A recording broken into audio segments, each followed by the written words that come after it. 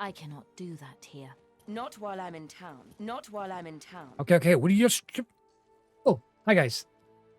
Have you ever just wanted your character to stop complaining?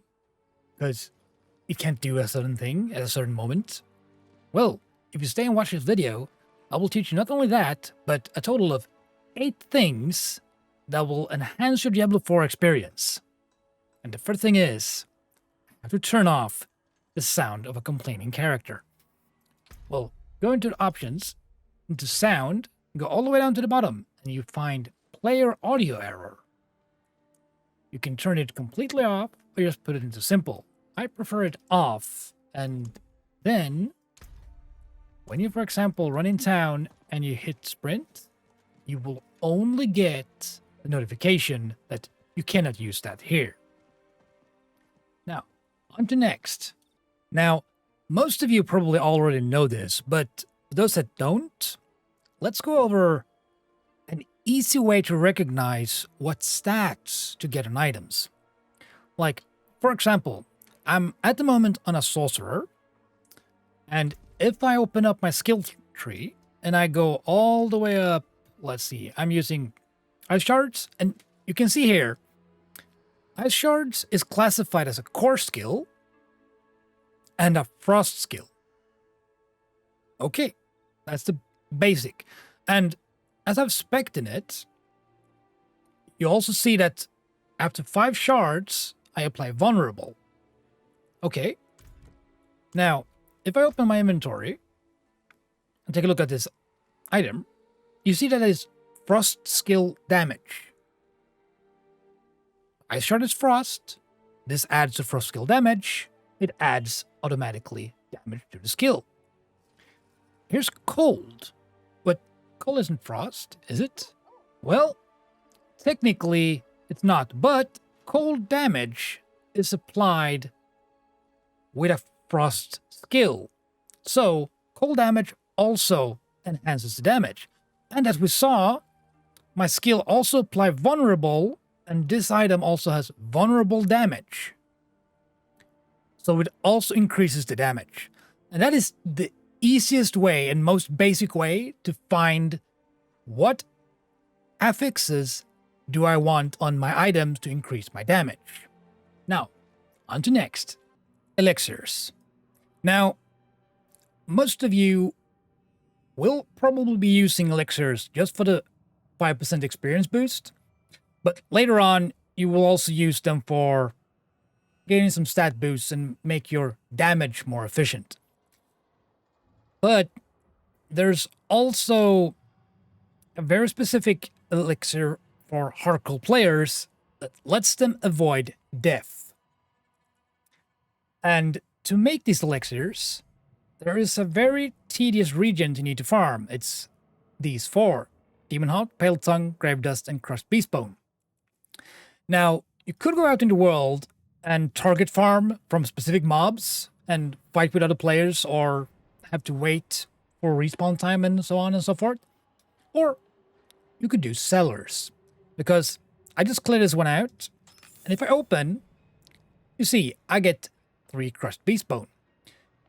Now, it's always different which one you get, but it's always guaranteed that you get 1 out of these 4 materials every time you open it.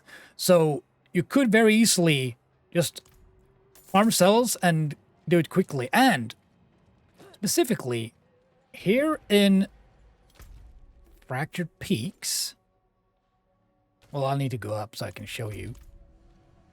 There is 2 cellars extremely close by. So what you could effectively do, you could just run in between them and just farm them. You see, it's right up here. So there's one cellar and there's one. And then you just ping pong between them. Because if I go down and clear this, I can just run back to this one and clear that one out, and then just go back and forth, back and forth.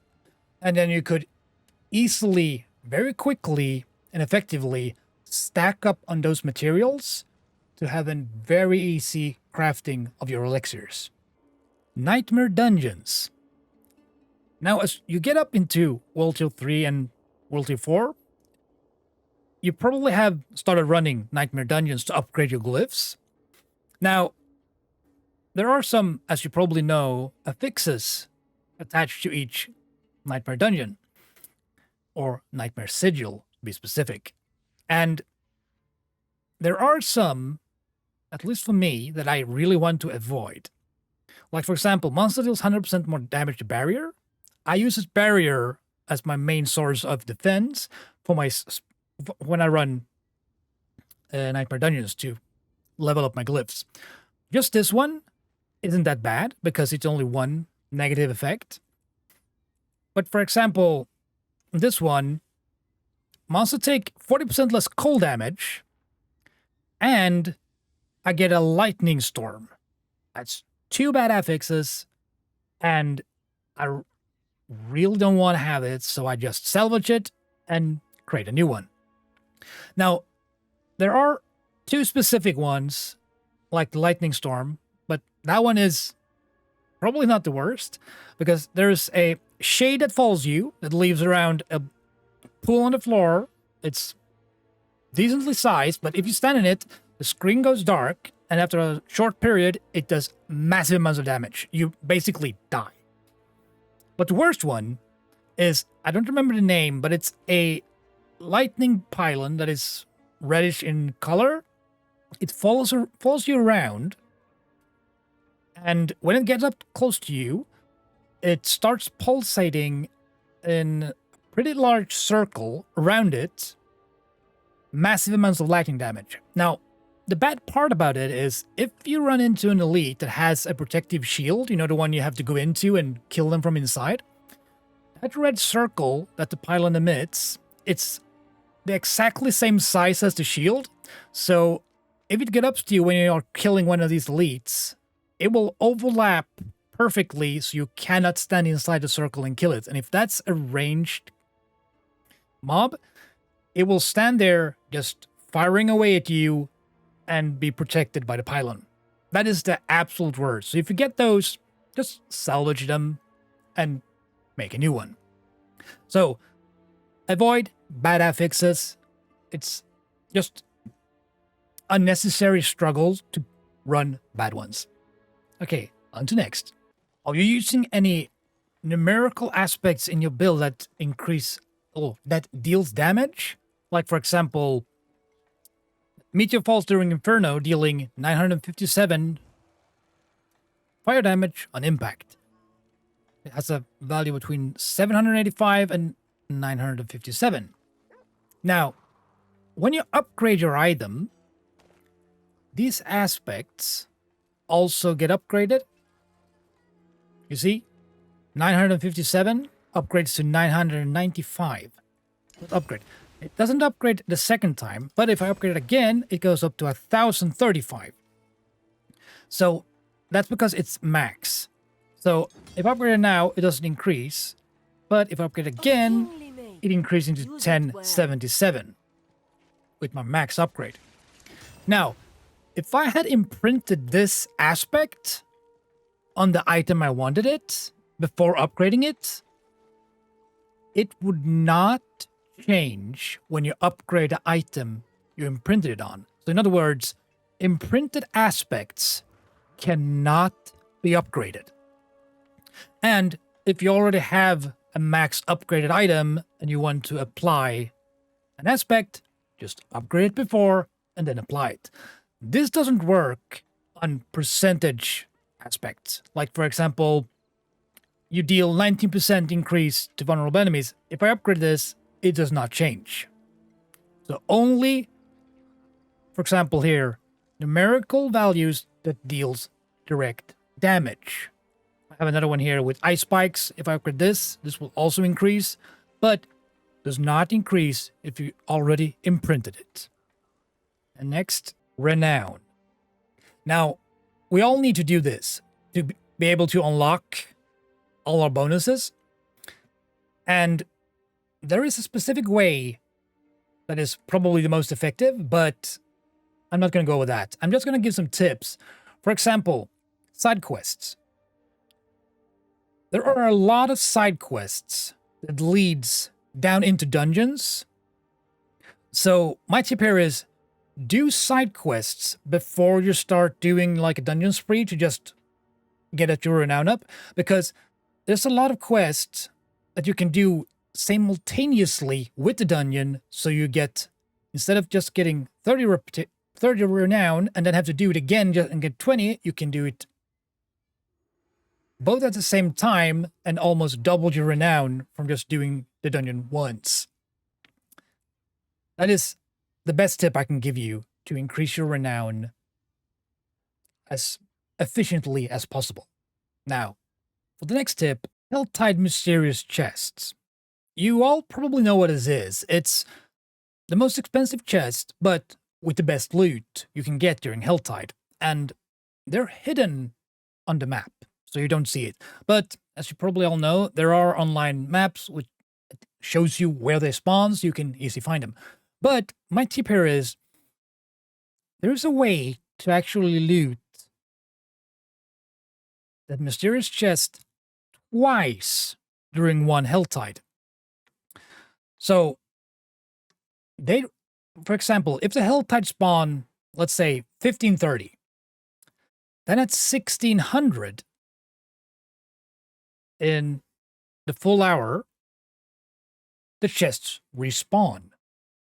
So if you're quick and you get enough cinders and you open both chests, or if it's a zone with 3 chests, you know, there are some zones that have 3 Helltide zones at the same time, but most of them are 2. So you go and open both chests before the hour's up, and then when it hits 1600, you can go. They won't be in the same spot, guaranteed, but they might. But there will be a new chest in the zone you just looted. Go and collect those as well. So you can basically get, instead of 2 chests or 3, you can get 4 or 6 from one Helltide. This will effectively give you a lot more materials a lot quicker and save you a lot of gathering time. Now, next, and this is the last tip, purple glowing monsters. Now, some of you are out there grinding mobs, and all of a sudden you hit a pack of mobs that are extremely slow at dying. You're like, what's this? Why aren't they dying? Well, as you can see here, there is one mob that is glowing purple. That mob is applying a buff to all enemies around him that is damage resistance. So basically, if you don't kill him first, they all have the buff and makes them extremely tanky. But if you kill him and he don't have the buff, he only applies it. So if you kill him first, all the mobs around him will lose the buff, making it effectively a lot easier to kill the packs. Now, this was my 8 tips that will enhance your Diablo experience. And if you enjoyed it, leave a like. And if you want to see more content from me, Excessive, hit the subscribe. And thanks so much for watching. See you next time.